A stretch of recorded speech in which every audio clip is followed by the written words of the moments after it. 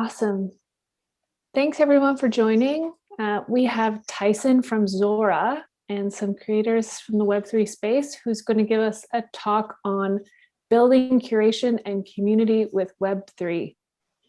Thanks everyone. Tyson, I'll hand it over to you now. All right. Hello, everyone. My name is Tyson. I'm one of the co-founders here at Zora. Super excited to kind of be joining these folks up here to talk about this kind of new idea of curation and community that's kind of being uniquely enabled by Web3. With us today, we have Patrick Rivera from Mirror. Mirror is a basically brand new decentralized publishing platform. It's changing the way that writing can be shared. They've also, as of last night or maybe 2 nights ago, released a new publishing feature that allows writers to natively mint their NFTs using the Zora protocol.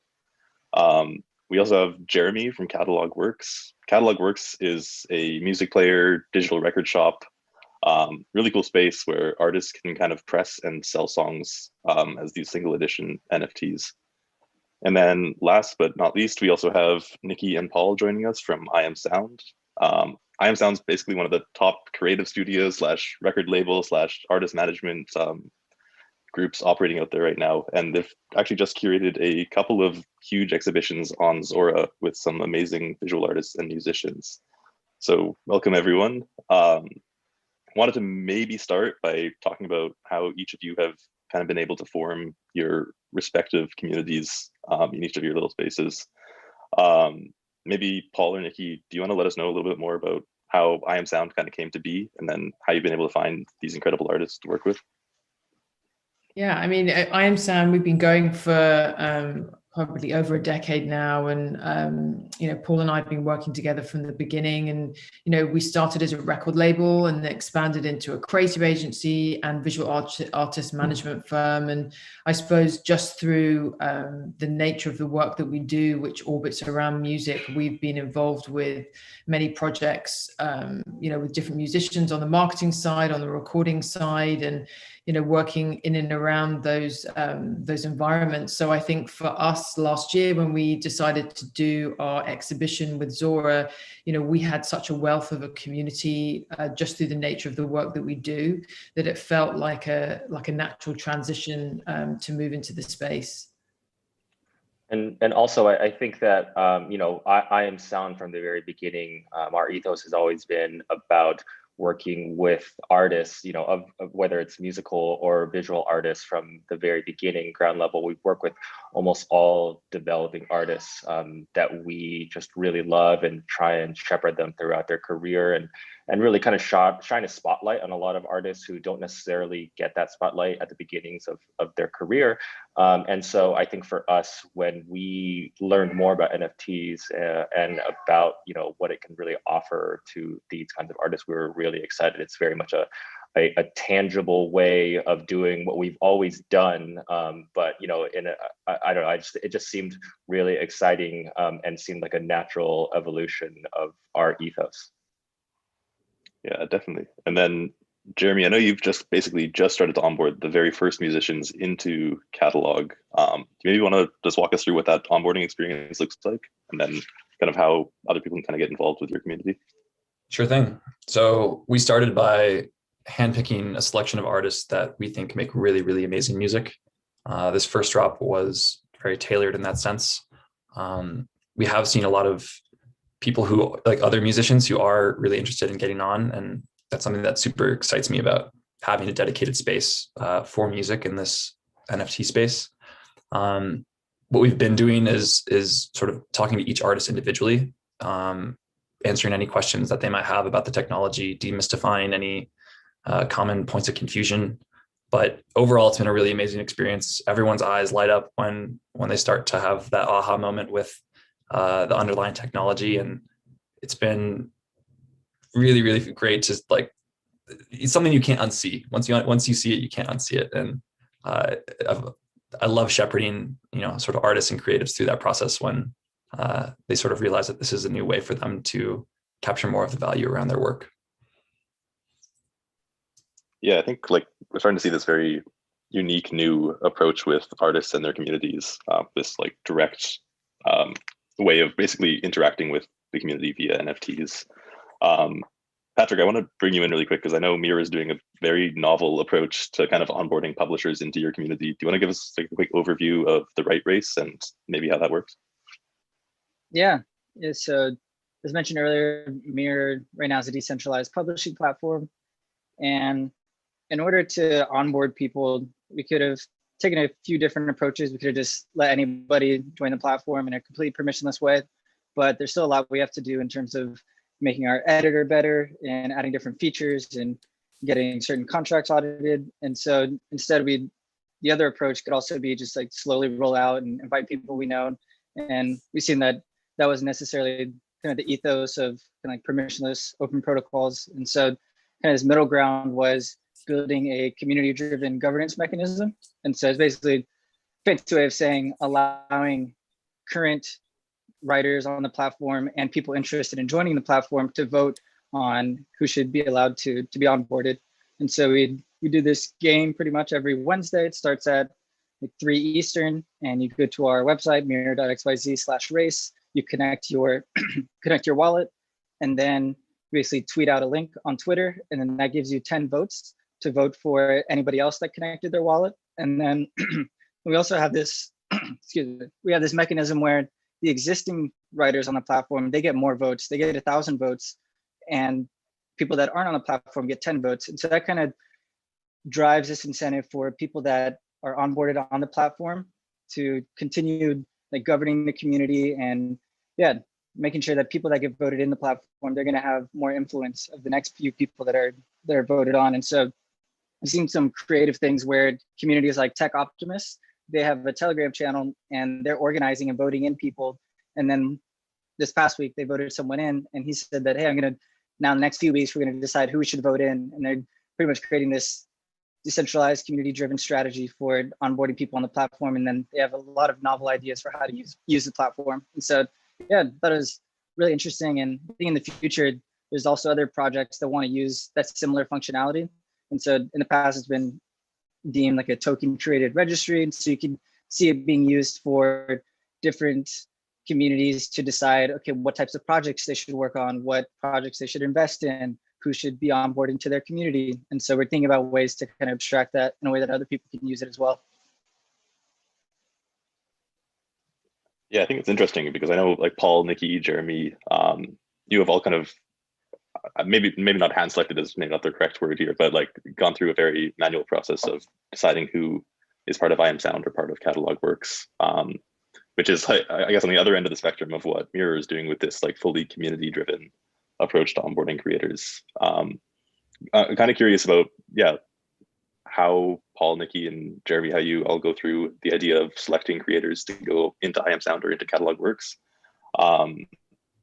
And yeah, whether or not there is like this path of maybe a community version of, I don't know, kind of collecting these communities or collecting these groups of creators together based on the community input. Yeah, so right now it is somewhat selective. Like we reach out to each artist individually, but that's certainly not where we want to be going forward. It's mostly due to the nature of music being a bit more scrutinized when it comes to things like copyright, and to avoid any kind of issues with major labels breathing down our necks. We wanted to make sure that we're doing this the right way. And as we sort of build out more features on the platform that allow for more discovery and for more that can support more creators, we're definitely looking to open our doors more. We're also big fans of how Mirror is going about their onboarding process and being a platform that is slowly working towards becoming community owned. We certainly see the value in having those community picks. And so not for this upcoming drop, but the one after that, look out for something that is a bit more curated by the community and more of that going forward. For I Am Sound, I think unlike Mirror and Catalog, we're not a platform. We're a company that's essentially working with Zora, just kind of helping shepherd, I think, especially through the music and art worlds as they are now. And I think for us, it's interesting because obviously our first exhibit was definitely one that was curated, and it was, it's a bit more on the more traditional, I suppose, gatekeeper model that everyone is talking about. But I think for us, the reason why we were doing it that way is just because, there's so much content out there now, even on NFTs, like, obviously things have blown up so much more in the past couple of months or so, that we wanted to be able to group together folks in order to, to be able to make a statement together. And I think for us, we're at the beginning of this, we're working with so many musicians who, didn't know what an NFT was, didn't know anything about Zora. And, we have to spend a lot of time kind of onboarding them and telling them about it, and really kind of, giving them all the right information. Everyone gets really excited once they learn about it. But I think that it's just the kind of thing where at the beginning, we wanted everyone to be able to kind of enter this world together and tell the story together. Because right now, I feel like there's quite a lot of folks. If you just drop an NFT out there, unless you have like a massive social following, it definitely can be a little bit hard to get noticed. So I think for us, it wasn't necessarily us trying to cut anyone out. I think for us, it was just like finding a group of artists to make that first step forward. And then once from there, for now, we're working with Zora on helping onboard a ton of artists, because I think we're super excited about the democratization and, what this can mean for artists in the future that aren't coming in with a cosign from some, giant company or a cosign from another influencer or something like that. Yeah, definitely. I think there's this, there's this incredible work that you have all done, kind of bringing these artists into the spotlight with that exhibition. One of the things I was kind of curious about as you were kind of onboarding these creators and bringing them into the space was like maybe some of the issues that you found introducing these independent creators that may not have had any previous crypto experience, and how you approach that conversation with them. I think for the people that we brought on, some of them were visual artists that we represent that, had been interested in doing something in the space because maybe they'd lost out on work, especially last year, due to COVID. And, I think with other artists, I think they were just sort of nervous about how it would be the response. I think that, that's across the board with any artist, just how it would be received. And I felt like when we announced our project, it would just sort of hit when there were like Grimes was doing hers, and there was like a huge sort of big ticket projects that were just sort of going up. And I think that a lot of artists were kind of just worried whether they were going to make any money, or whether, they were losing sight into sort of really why the ethos to why Paul and I wanted to do this project. But I think overall people were just excited because it was a way for them to express art that they, may have had on their desktop for a couple of years, or, may have been in something that they wanted to do or experience. So I think that it really ran the gamut, but I think most of them were excited, but just also just quite nervous about just entering into the space.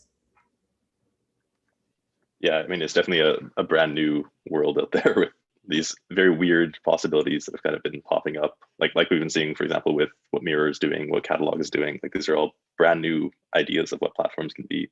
It gets very confusing. I think it's been amazing having you two and your team kind of help bring these creators into that world. Had a couple of questions that pop up in this chat. Basically, actually just website links. I guess we should quickly post those in there. We can throw those in. Paul and Nikki, the I Am Sound website was just iamsound.zora.co is our gallery. Do you have a URL for I Am Sound proper? Oh yeah, it's just, I'll author it in there. It's just iamsound.com. Oh, that's easy. Okay.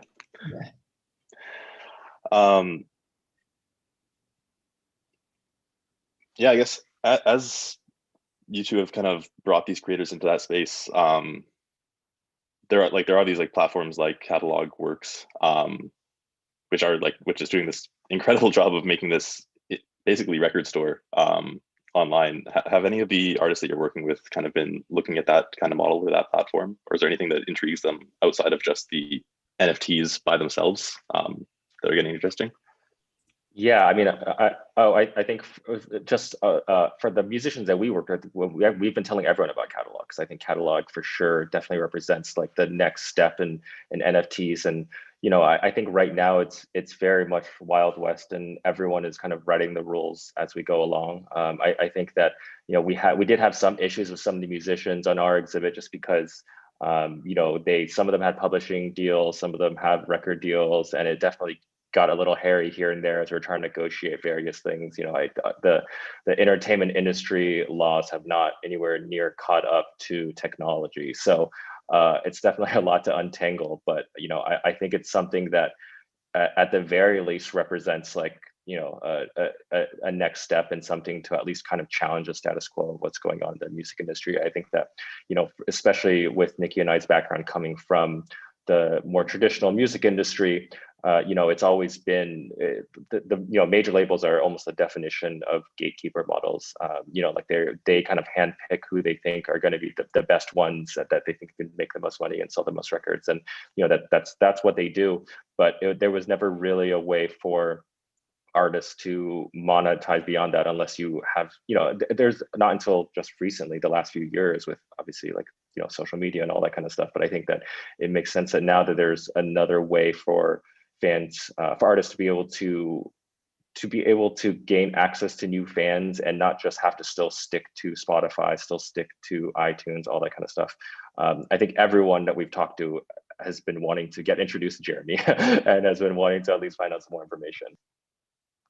Yeah, I think there's also another new model that's been pretty exciting coming out of Mirror, which is the crowdfunding model. Patrick, maybe I'll let you speak a little bit on that, but the general idea is basically allowing the communities of these creators to help fund new projects in a way to kind of help bootstrap them into this own independent world without having to rely on basically labels or these massive Spotify deals in order to put their works out there. Yeah.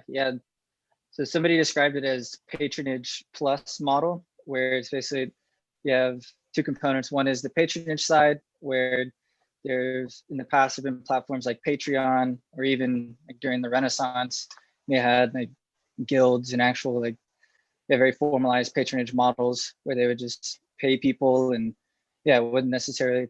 I guess it was in the past it's like a salary, but nowadays it's more so, hey, we'll pay you this thing just because there's no other really great way to monetize. And so kind of the thing that wasn't great about that was that, the supporters didn't really have a way to kind of show their support, and kind of have a way to also share in the upside as well. And so that's kind of where the plus part of this model comes in. And so just as a quick overview of how the Mirror crowdfund works. So so you basically get to fund a project, any sort of creative project. Like today we're focused on writers, but in the future we hope to be able to help people fund any sort of creative project, whether it's music, documentary, or anything of that nature. And once you start the crowdfund, if anybody that has an Ethereum address can participate. So it's global and permissionless, as opposed to being required to be in some sort of jurisdiction, say in the US or in Europe, or being an accredited investor. And so it's kind of one way it's different from existing crowdfunding platforms. And then also, whenever you connect your wallet and you send ETH to the crowdfund contract, in return, you receive an ERC20 token. And that basically gives you fractional ownership over whatever project it comes out of the crowdfund. And so right now we're adding the ability to link. The first iteration was you have one NFT, which was an essay linked to the crowdfund, and then the sales of the NFT flow to this crowdfund contract. And anybody that has an ERC20, they can redeem their ERC20s for a proportional share of the ETH. But then in the future, we would like to, I think kind of the next wave is, instead of these one-off NFT drops, how do we allow people to kind of create an entire business where you're linking multiple NFTs to this one crowdfund contract? And I'm sure we can talk about it later at some other point, but that's kind of where we see it going, and how we see the crowdfunding fitting into kind of future models. Yeah, I mean, I think there's this very exciting new world where there's, you can almost think of it as like erecting a statue in a public square where everyone's kind of funds or value can kind of accrue to this one spot to fund this brand new project that everyone gets to enjoy later. It's interesting, I think, because there's this model that's kind of thrown around with NFTs that people call the one true fan model, which is it just takes one fan for a creator with NFTs to allow them to support them. as long as the creator has one fan, there's one fan that would be willing to buy that NFT off of them. What's interesting with the crowdfunding model is it actually breaks that down back into the other routes, which is as many fans that would like to support the artist can in whatever way they're able to. So you don't necessarily need to be a like very wealthy individual to help fund these massive projects. Instead, what you can do is just like dedicate however much you're willing to help make these projects a reality. And I think it gets very exciting, this idea of this community fundraising to make these artists be able to create whatever they'd like to. 100%. I'm curious, yeah, Paul or Nikki, if you're able to kind of extend on the idea of these crowdfunded approaches to funding projects, as opposed to the original I Am Sound drop, for example, which was one fan being able to own the NFTs. The idea of these artist communities perhaps being able to all own the NFT together by being these co-sponsors, so to speak, of these projects. Yeah, I mean, I think there's one project from our first exhibit that I think taps into this model a little bit. With Whoopi, he created a iOS game called Rhythm Skate that he released as an NFT on the first week of our exhibit. And, as far as I know, it was the first iOS game released via NFT. I think everyone who bid on it was able to, or is about to be able to get access through test flight. And it was a really interesting experiment on how to release something like that. Not just kind of thinking of NFTs in a completely different manner, which I loved. It's not, obviously I think a lot of us think of NFTs as the whole like digital certificate authenticity and having one owner, but I think Whoopi really thought about it in a completely different model. I know that him and Dee were brainstorming a ton about like how do you apply technology like that into an interactive medium like iOS games, and especially it's something where Whoopi is an independent creator. It's him and a couple of friends have been working on this game for months and months and months, and being able to release it as an NFT not only gives him such a democratic access to fans and people who want to play it, but he's able to fund this work. I mean, he has to hire animators to be able to help him. He has to hire people to do it, and being able to release it as an NFT gives people who I think it's kind of a combination of what you guys are saying, where it's not just like the one fans who have hopefully a bunch of money who want to help support the creators, but also the other fans who it's a combination of both, where he was able to get a number of high bids, which was great, but then also ones who just kind of put in a few here and there in order to kind of add more liquidity to his NFT, and it's great. He's I think he's been really happy with it. And it's just kind of the beginning of how to be able to think of NFTs in a completely different angle, which to us, that's the most exciting thing. I think that right now everyone's been thinking about NFTs as it relates to art, and it relates to a lot of like traditional media, and I think it can really flip a lot of that, like with publishing and music, flip it on its head completely. But I think that there's a lot of ways to integrate NFTs into industries that we haven't even remotely thought of, which is, I think that's why we're all really excited to be here at like ground zero of all this NFT stuff happening. Yeah, it really is like a brand new digital canvas to kind of be working off of, like an entirely new medium for creators to be playing around with. It's been amazing just to listen to creators kind of come to the realizations of all the things that are possible with just NFTs as the base unit, and then anything else that you can build on top of that.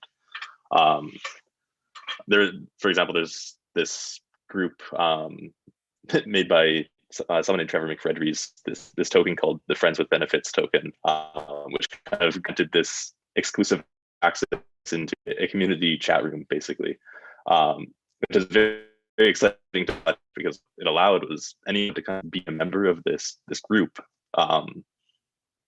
by just holding on to one of the tokens.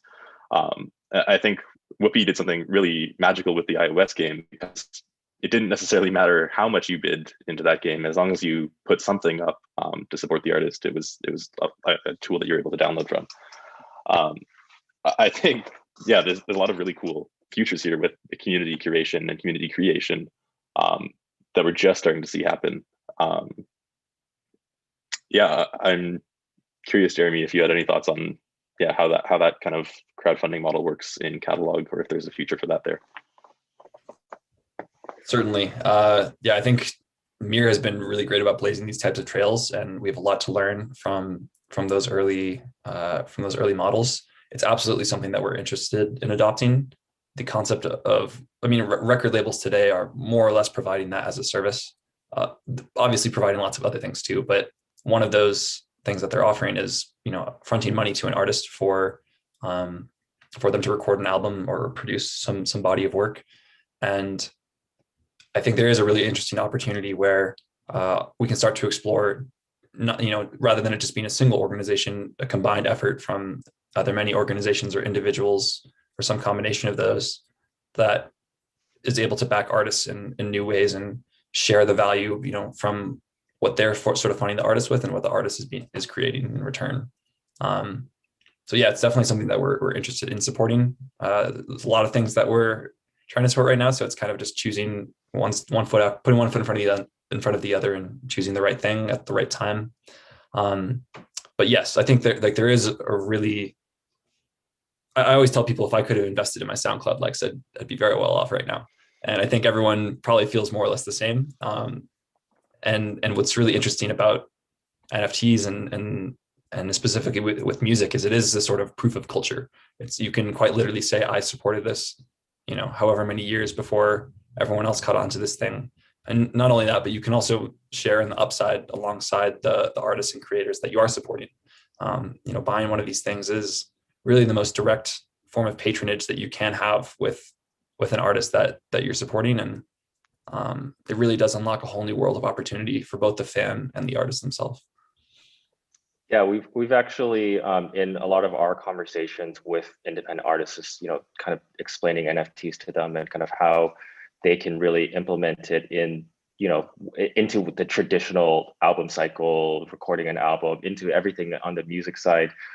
We've had a few artists who are really excited about the possibility of completely funding an album on NFTs because you can make an NFT of your demos and then sell that. And then it's exactly what Jeremy was saying is, you're asking for your fans to not only invest in you, but it's really it's something where everyone can win together. Because imagine if the song that you release all of a sudden blows up, and then the person who has the NFT for that original demo, they gain a ton of value too. And I think, obviously that's not going to happen every time, but I think it's a really interesting way of trying to crowd fund things in a more traditional industry that's not just someone handing over money and it's like you get one thing and that's it. Like the whole point of all this is that yes, there are payments happening, there's monetization, but it's not like it ends at that transaction. There is so much more that can happen in hopefully the years to come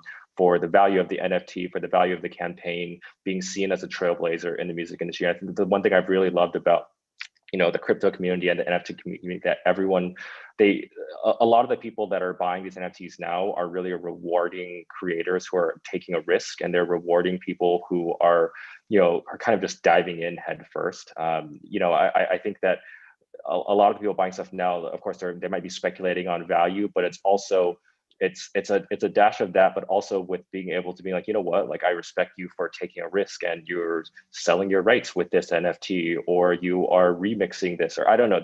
I've seen a lot of really interesting proposals out there for NFTs, and it's a really great community out there that is rewarding people for being bold, and I think that's great because that really I think encourages artists to take that risk, and it keeps people from being too conservative with the growth of their careers.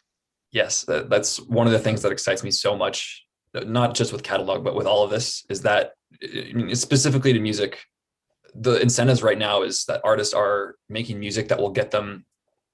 A lot of artists are making music that will get them the most streams. It's set up. The system is currently set up so that whoever makes the most played song is going to be able to make the most money from that. And so in order to put food on the table or keep a roof above their heads, artists are quite literally being pushed towards making music that is more digestible and agreeable with the public. And that's not how I want music to be made. I want artists to be able to follow their creative passions and their vision and to make stuff that's weird and different. And that's the kind of music that pushes music forward, that takes us into new places that never existed before. And I, for one, want to live in a world where artists truly can follow their creative passions and are not forced into, doing things that they might not want to do. Like, this doesn't necessarily solve, artists having to use social media, but, instead of having to offer like a Patreon sort of subscription or doing live streams on Twitch all the time, which artists may or may not want to do, this truly does allow musicians, gets us closer to at least allowing musicians to focus on the thing that they love, which is making music. And like Tyson said earlier, I think it really just takes that one true fan, that one believer in what you made for it to have value. It's no longer, you don't need millions of streams for that song to be considered a hit. And some of the, the best music that I've ever listened to, some of the most powerful albums that have had an impact on my life aren't something that I listen to frequently. It's something that I access in those moments. So yeah, it really does flip the script on that side too. Yeah, I think you touched on something there. I think it's pretty interesting, this idea of like not necessarily having to model your work around what's going to get you the most Spotify streams, but really modeling your work around your community, and what's something that your community would be most interested in. I'd be curious to know, Paul or Nikki, what kind of like, I guess you've kind of worked with artists on building their communities and helping them kind of foster that relationship with their fans. Do you see a future where that kind of changes a little bit with this new model of being able to like directly have your fans crowdfund and form that cyclic relationship with one another, where they're able to help curate and then also help boost that media themselves because they're kind of part owners in it as well? Yeah, I think so. I mean, I think what we've always expressed to musicians that we've worked with is the most important thing to us. I always say is like, it's not necessarily like the breadth of fans, it's the depth of fans. Like, you want to be able to have fans who believe in you and they follow you on social media, they buy everything you put out, they go to all of your shows. Like, having 100 of those fans is worth more than 1,000 fans who just kind of like listen to you on a Spotify playlist as it pops up. Like, it's those kinds of people that really reward a career and allow artists to be able to actually make a living from making their art. And I think that this is like a natural extension of that. Yeah, I mean, I think that's mainly, yeah, this is just kind of another step to be able to work with maybe a smaller fan base, but a more passionate one, and one where everyone can grow together. Yeah. Sorry, go on, Nikki. No, I was just going to say that, I think that we've, over the history of I'm Sam, released artists that have been kind of obscure, but then also just being quite mainstream. And, I think that, there's always an album that happens every year that you're like, why did nobody buy this album? Or how come you've never heard of this album? It got completely lost because it didn't get written about on Pitchfork or any of these other blogs. And, even as a fan of music, I miss stuff. And I think that NFTs allow artists to have, a real direct to consumer relationship where you can really be involved with your fan base. And, I think that is going to alleviate, as we're all talking about, a lot of stress, I think, with musicians that, they have to get on New Music Friday, or they have to, do the dance at Apple to get playlisted. I mean, I think it just will liberate people to going back to being free and making music and putting it up online.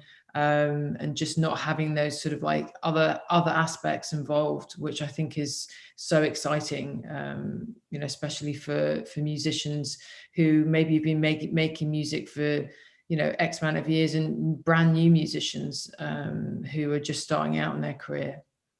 I mean, you don't know how many musicians have to go to radio stations and play and shake hands and kiss babies and all that kind of stuff. And, that's just kind of, for a long time, that's just the game you have to play.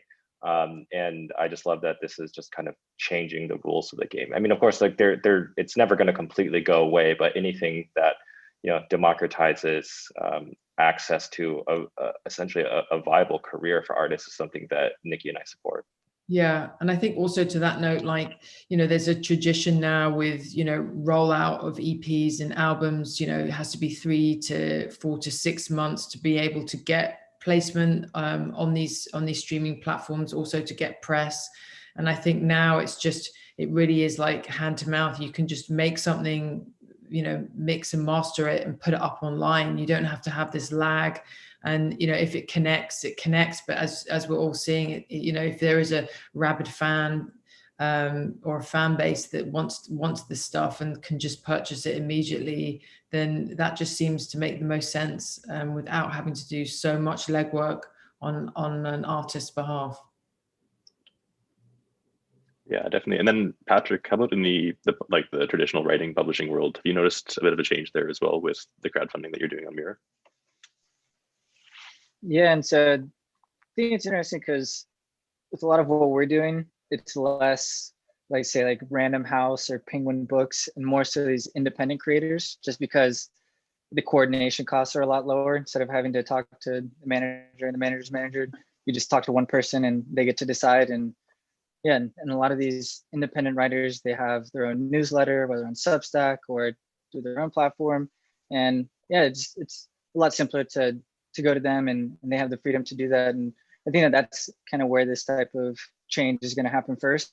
And these independent creators that are, they just have the flexibility. They're doing these projects, and something that we're really interested in is how do we create these crypto native organizations? A lot of people know them as DAOs, and so how do we make it so that people can have the benefits of being independent, such as working when they want, where they want, on what they want, but also have the benefits of working with a group of people where it's like diversified revenue sources, the camaraderie of working with people, just like the sense of community, and yeah, not having to feel like you have to be producing something constantly and get burned out that way. And so thinking a lot about that and trying to focus more on the independent creators as opposed to larger publishers for now. Yeah, I think there's an interesting idea there where you kind of have this future of creative houses that form an organization together. For example, something like I Am Sound, where the shared revenue or a portion of that shared revenue that each creator is making can go back into the total pool of everyone else, which does kind of like take the stress off having to actively be creating all the time for your community. Yeah, I think there's a pretty interesting future there where groups of artists can kind of work together as collectives. I know with I Am Sound, with that exhibition, there's some, I guess the base way I was using that sell on share mechanism in the Zora protocol to basically have I Am Sound, the organization, take a cut of that first. But yeah, there's this cool future where you can actually also have that perpetual equity being shared among all of the artists by just having a tokenized portion, basically, of that equity over time.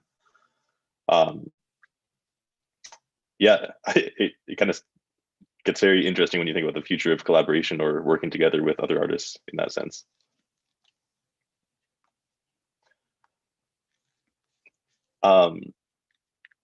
Yeah, with Catalog, Jeremy, I don't know if you've maybe had the time yet to go into that product aspect yet, but the idea of collaborations on Catalog, especially with something like the music industry, which is full of collaboration from visual identity to the mixing and producing itself.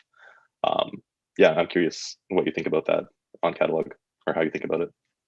It's a huge unlock for us that we're very eager to implement. It's not something that we ourselves are actively working on at the smart contract level. We are in touch with another team who is making progress on that, and could not be more eager to get that integrated.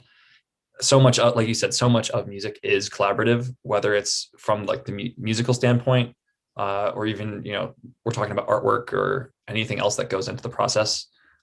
There's often, more often than not, many hands that go into the production of a piece rather than just a single producer. So we have been very limited in what we can support in these early days.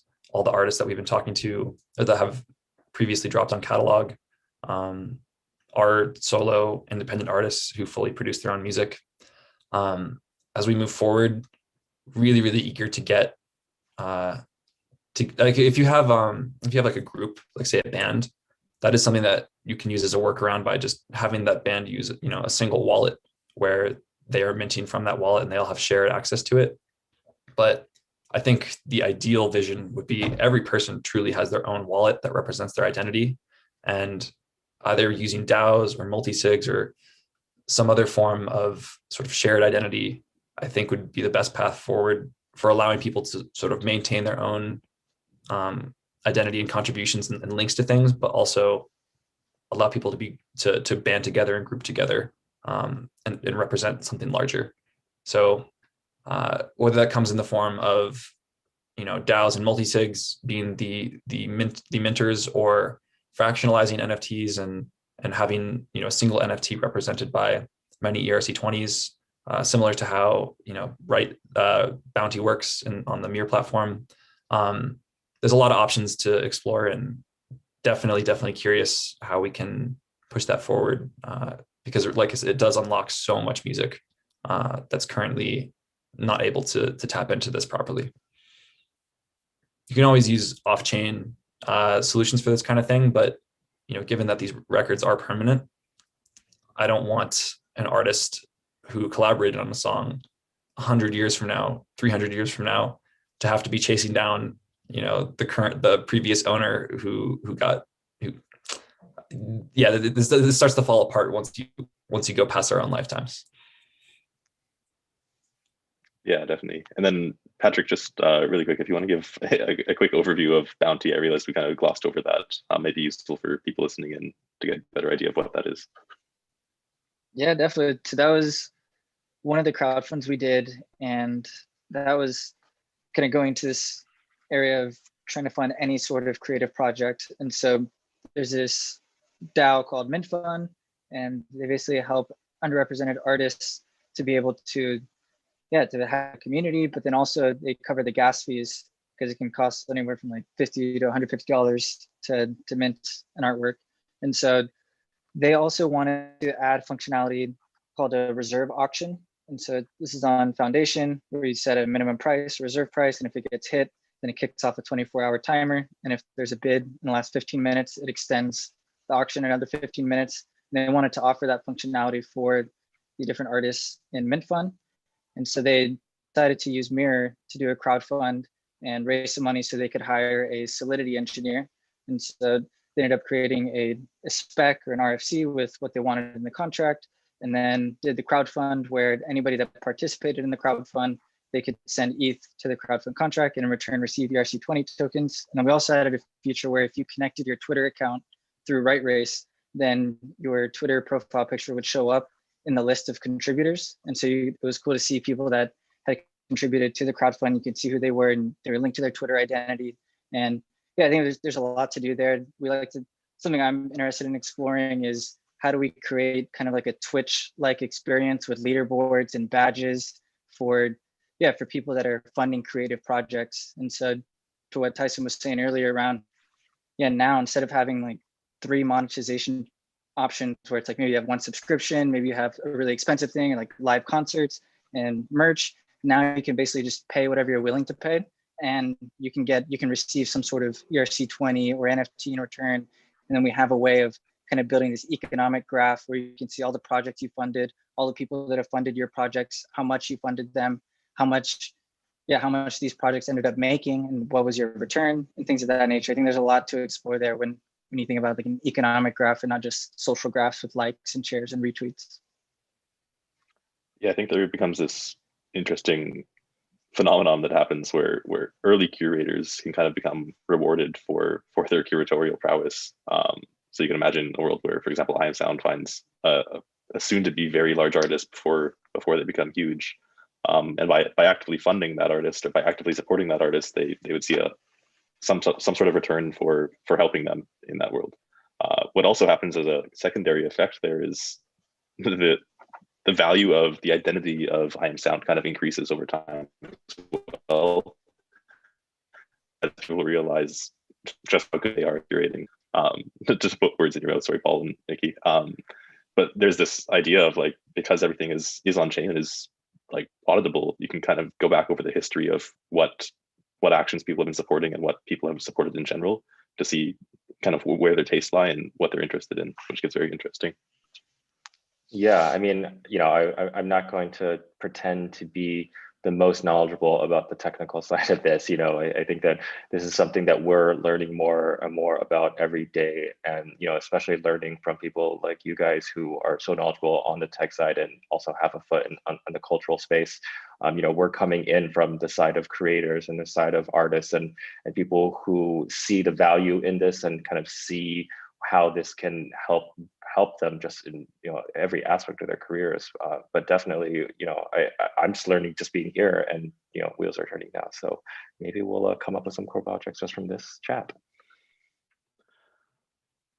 Awesome. And then just had like probably one more question before I turn it over and see there's some questions in this chat that is going to address. But from maybe each of you, what's the thing that's most exciting you so far in this space, and what kind of future are you most looking forward to with NFTs in general? Maybe Paul, we'll start with you. Cool. Yeah. I mean, I think for me, what's been the most exciting, which I know has been covered before, but I think that there are so many incredible artists, you know, not just on the musician side, even though that's kind of where we come from. You know, we work a lot in digital art. You know, we manage a bunch of visual artists who create incredible art for album covers and music videos and all that kind of stuff. And I think there's so many really talented people out there who make incredible art, but have never been able to find a real way to monetize that and actually earn a living. Like the only way you can make money for if you get hired by someone to create work for a brand or a musician or something like that. Which is, you know, there's a lot of people who have made incredible careers from that, but it's a shame that the only way that you could really get rewarded for your work as an artist that's just as comparable as traditional artists out there is to be able to go through someone else. And I think this is the first time that they're able to properly actually earn a living directly from people who support them and think their art is incredible. And I think it's really opened up to really open this up for creators to not have to think about who am I making this for, but they can think about, I just want to make art for the sake of making art, and I can find people to support me because, you know, of course, like technically they could have, you know, sold JPEGs, you know, everyone's always talking about that, but it's like, you know, that wasn't really a viable market before, and now there's such a real way of doing that you know, we've talked to so many digital artists who are just really excited to be able to find a way to cut out middlemen and just sell directly to their fans and not have to be accountable to, you know, someone standing over their shoulder giving them notes on everything. Yeah, I mean, I think, you know, conversations that we've had with artists who are wanting to get into the NFT world, whether they're super large or, you know, are kind of independent but have their own brand, just different ideas, and especially using Zora's protocol of how they can create their own version of what these NFT platforms look like. You know, I think with our exhibition, people were kind of blown away with how it looked. And, you know, especially, you know, I think when we announced it, we had so many people reach out to us just asking us questions. But I think that I'm really interested to see how this affects live, how this is going to affect communities for larger artists and, you know, fan clubs. I think there's so many interesting things that musicians who are brands in their own right can kind of use NFTs to really expand their platform and their audience. So I'm just interested to see even the conversations that Paul and I are having, but, you know, other artists that are dropping stuff now, just where we're going to be in 6 months' time and what this means for, you know, especially for us in the music world, what this means for that space in general. Yeah, I think the live experience is going to become very, very interesting as things start to open up again. Something that comes to mind really quick was the artist or the DJ's Disclosure just recently minted a perpetual ticket to all of their live shows as an NFT, which I thought was a very interesting, unique way of having this canvas to work with. I think there's all sorts of new territory to be explored past the pandemic world, so to speak. See where we go with that. I think that, I mean, our two artists that were going to be involved in our project both wanted to do live shows. So it would just be a private Zoom link, and, you know, both were stopped in doing so by management and agents. So I'm just interested to see how this sort of levels out, because I think it's going to take a large artist to really do that to show the way, or depending on or a smaller artist. But I'm fascinated because I think, I personally missed live music all during 2020, and I can't wait for it to come back. But I also have been enjoying some of the live stream platforms, and would want to see how that's going to change, because it still feels quite personal, some of those and the experiences that I've had. Yeah, definitely. Patrick, I know you had a very, very incredible blog post when you were just joining Mirror about NFTs. Maybe you want to fill us in a little bit on where you see the future going there. Yeah, thank you. Yeah, it was funny because I actually was working at a DeFi startup, decentralized finance, and yeah, I got kind of jaded with the experience because a lot of it was just around speculating on tokens, and that wasn't really why I got into crypto. It was more so around this idea of permissionlessness and allowing people to participate and have ownership in kind of the value that they're creating.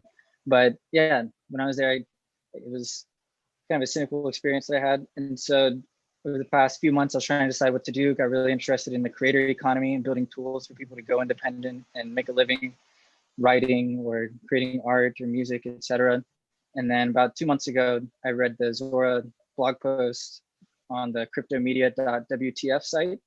And that really shifted my thinking around and combined my interest in creator economy, but also crypto. And it kind of showed me a way that, you can actually combine the two. And it just really painted a picture of the future. And to that point, NFTs were really framed as just art. But I think the really good thing that blog post did was it framed it as any sort of arbitrary digital media file. And I think the other really interesting thing was basically tying together digital media with a market for it, and like creating the mechanic of ownership and allowing people to bid on it. And I think that the really cool thing was that it's not simple, but like the mental framework for thinking about it and explaining it to people is actually quite simple. You say, okay, you basically mint this NFT, it's like a file, you store it on the blockchain, and then people can bid for it. And then the creator decides who they're going to accept the bid from. And people understand that there's different marketplaces and stuff that's similar to that. And so I think that once I saw that, I was like, oh yeah, this makes a ton of sense. I think that people are going to understand this. And yeah, that really got me back into the space. And someone I used to work with at my previous company was at Mirror as a CTO, and ended up talking to him and joining Mirror. And yeah, it's just been a wild ride. Like the last few months have been pretty crazy. A bunch of friends just asking me about NFTs, and it just seems like, there's definitely going to be ups and downs. And the thing I'm most excited about going forward is what do like crypto native organizations look like? And so instead of having to create a Stripe account and create a Delaware C Corp and set up a bank account and do all this stuff, how can you create an entire organization just deploying a smart contract with an Ethereum address? And I think it's going to take some time, but I think the thing is going to start with independent creators, because like I said earlier, just coordination costs are lower. They have more flexibility. They're willing to experiment a bit. And so I think that's what's cool about people like Zora, and hopefully at Mirror, we can kind of enable that future where people can really just own more of their work and also allow their community to partake in the upside as well. Yeah, that's amazing. For anyone who's listening in, you should definitely go check out Patrick's blog post, by the way. It's a great read for sure. And then, Jeremy, you want to round us out with where you see the future of NFTs going and what's exciting you? I mean, the future holds so much. I think it's really impossible to fully predict exactly where everything's going to go. I'm sure there's going to be all kinds of use cases that pop up that none of us could even dream of right now. Something that really excites me about the space, though, going forward, and that sort of enables that, is the openness of all of this stuff, is the fact that it's permissionless, and all the tools that Zora provides make things extremely easy for developers to just come in and build their own versions of things. I don't think, like, even with Catalog, I don't think it's really a one size fits all model for musicians. And some people are looking at it as more of a place for like demos and unreleased work. Some people want to use it for complete music and that's uploaded everywhere. And some people are interested in, making something a bit more personal and exclusive and sort of locked behind a paywall sort of a thing. And that's all really dope. I think there's so much room for experimentation.